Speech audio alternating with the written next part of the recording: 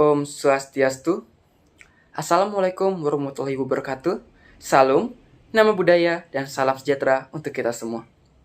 Perkenalkan, nama saya Komang Tribuana Aditya Sparida dengan NIM 23095111041 dari kelas A. Di sini, saya mengamati kasus yang saya ambil dengan judul Budaya atau Antraks. Baik, kita masuk ke dalam latar belakang mengapa saya ambil kasus ini. Nah, kasus yang saya ambil adalah infeksi antraks yang terjadi pada hewan ternak di Semanu, Gunung Kidul, Yogyakarta. Nah, belasan ternak terinfeksi menyebar hingga ke warga. Di mana kita ketahui, sifat ini disebut dengan zoonosis. Nah, beberapa warga terjangkit dan menimbulkan gejala, di mana gejalanya adalah adanya luka, bengkak, diare, pusing, dan lain sebagainya. Satu warga dilarikan ke rumah sakit, di mana warga tersebut tidak bisa diselamatkan atau menjadi korban jiwa dari infeksi kasus ini, atau infeksi dari bakteri antraks ini. Nah, setelah terdapat korban jiwa, pemerintah melakukan pengambilan sampel darah, di mana terdapat 85 orang yang positif antraks dari 125 orang yang diambil sampel darahnya. Nah, namun ketika dilakukan uji serologi dari 143 orang, terjadi penambahan yang positif antraks, yakni menjadi 87 orang atau bisa dikatakan penambahan sebanyak 2 orang. Nah, hal ini terjadi dikarenakan adanya budaya dan tradisi pada daerah tersebut, yaitu budaya yang disebut dengan berandu. Nah, di mana warga menggali bangkai ternak yang terinfeksi antraks untuk dikonsumsi ataupun diperjualbelikan dengan harga yang relatif lebih murah. Nah, dari budaya inilah bisa menyebabkan terjadinya penyebaran yang secara cepat dibandingkan yang kita bayangkan.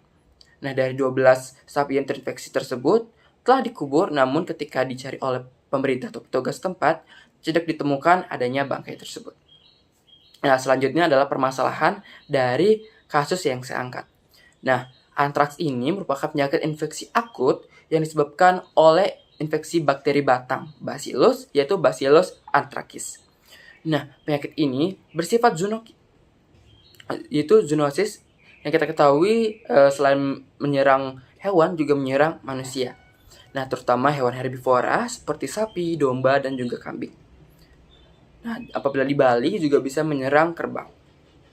Kemudian adalah antraks ini merupakan bakteri gram positif dan bersifat aerob, yaitu suka dengan angin atau udara. Nah, kemudian menghasilkan spora. Ya, spora inilah yang dapat membuat antraks bertahan lama di lingkungan, di mana lingkungan Indonesia merupakan lingkungan yang disukai oleh antraks, yaitu lingkungan tropis dan subtropis. Nah, bagaimana sih urgensi dari kasus yang saya angkat ini? Nah, yang pertama adalah mudah menyebar. Bakteri ini merupakan salah satu jenis bakteri yang mudah menyebar akibat spora yang dihasilkan oleh bakteri ini sendiri. Kemudian bertahan lama di lingkungan, kita ketahui dari spora yang mudah menyebar ke lingkungan, spora ini juga menyebabkan bakteri untuk bisa bertahan lama di lingkungan, bahkan dia bisa bertahan selama puluhan tahun. Nah, dari bertahannya inilah dia bisa menyebabkan penyebaran yang lebih lama atau bahkan lebih luas. Nah, kemudian dapat menjangkit manusia yang kita ketahui sebagai sifat zoonosis, yaitu menyerang manusia dan menyerang hewan juga. Kemudian menyebabkan tingkat kematian yang tinggi atau mortalitas yang tinggi, di mana penyakit ini menyebabkan beberapa penyakit yang akut, yaitu yang sulit untuk ditangani atau bahkan bisa menyebar lebih luas, gampang menyebabkan gejala seperti yang telah saya sebutkan sebelumnya, seperti diare, pusing, bengkak, luka ataupun pendarahan. Nah, selanjutnya ada kerugian ekonomi. Kita ketahui bahwa penyakit ini atau infeksi bakteri ini menyerang hewan ternak yang kita ketahui di mana Indonesia sebagai salah satu komoditas untuk ekonomi negara kita. Di mana ketika hewan ternak ini semakin berkurang, semakin banyak terkena infeksi, maka pertumbuhannya juga berbanding lurus, yaitu dia turun, di mana pasokan dagingnya semakin berkurang. Nah, dari saya omongkan juga yaitu berkurangnya pasokan daging merah akibat dari infeksi ini, terjadinya kerugian ekonomi dan berkurangnya pasokan daging merah, di mana kita ketahui daging yang diinfeksi oleh penyakit ini tidak bisa untuk dikonsumsi ataupun diperjualbelikan. Selanjutnya terdapat tradisi yang mempercepat penyebaran. Ini merupakan salah satu dari urgensi atau poin yang saya ambil, yang saya masukkan ke dalam kasus ini, karena kita ketahui bahwa Indonesia merupakan salah satu negara di mana yang memiliki budaya serta tradisi yang banyak sekali, Dan di mana urgensi ini ketika kita ingin menyelesaikan masalah infeksi ini, kita berbenturan dengan budaya atau tradisi di daerah tertentu.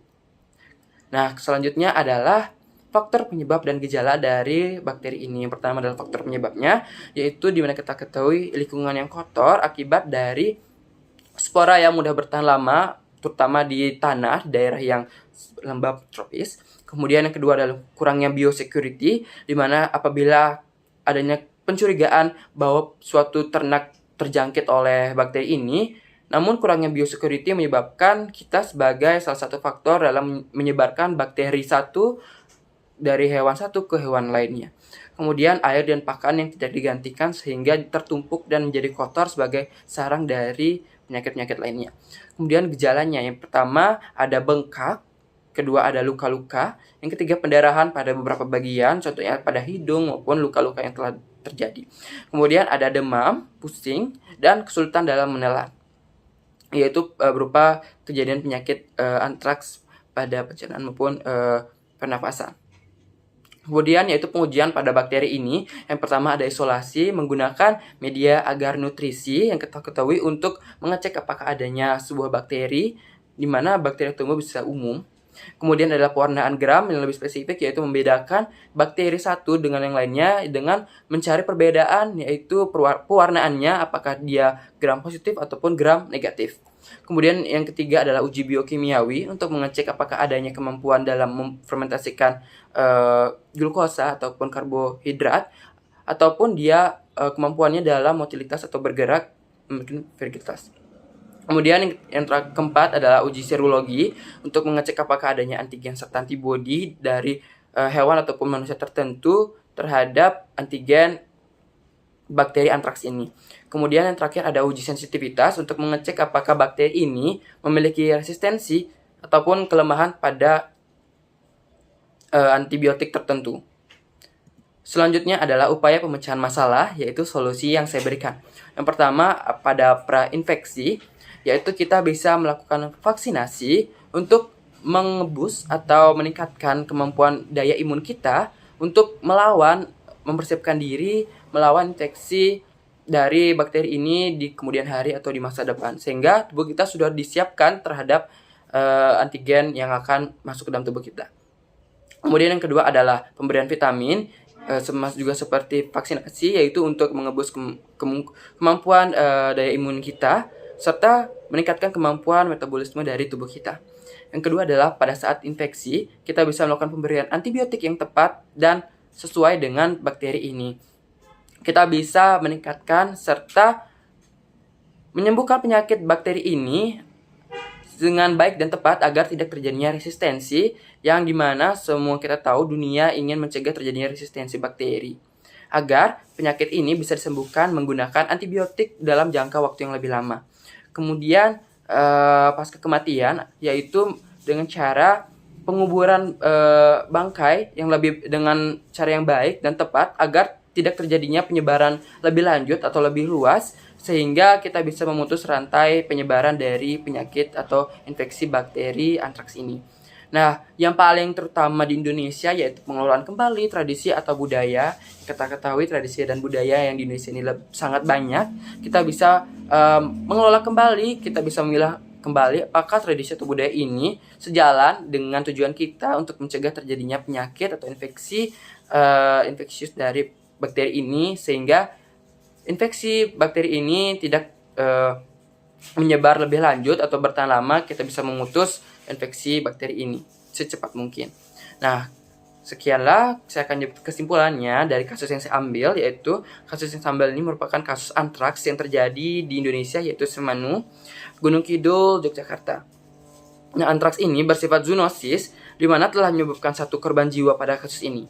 Nah, terdapat total 87 orang yang positif antraks setelah dilakukan uji serologi. Nah, gejala dari bakteri ini yaitu adanya luka, bengkak, diare, pusing, dan lain sebagainya. Nah, pada kasus ini terdapat tradisi berandu yang menyebabkan penyebaran antraks pada manusia lebih cepat, sulit untuk ditangani. Nah, kemudian antraks ini disebabkan oleh bakteri batang, yaitu bakteri Bacillus anthracus. Nah, bakteri ini bersifat aerob atau suka dengan udara, kemudian memiliki spora dan bergram positif. Urgensi dari kasus ini adalah salah satunya mudahnya bakteri ini menyebar, bertahan lama di lingkungan atau tanah, dan terdapat tradisi yang mempercepat penyebarannya, yaitu khususnya di Indonesia. Nah, solusi dari penyakit ini atau infeksi ini adalah pemberian vaksin pada ternak atau manusia, penindakan bangkai ternak dengan baik, serta pengelolaan kembali tradisi yang dirasa kurang sesuai dengan perkembangan dari saat ini untuk mencegah penyakit bakteri ini. Baik, sekianlah merupakan paparan dari kasus yang saya amati. Saya ucapkan terima kasih dan Paramasanti.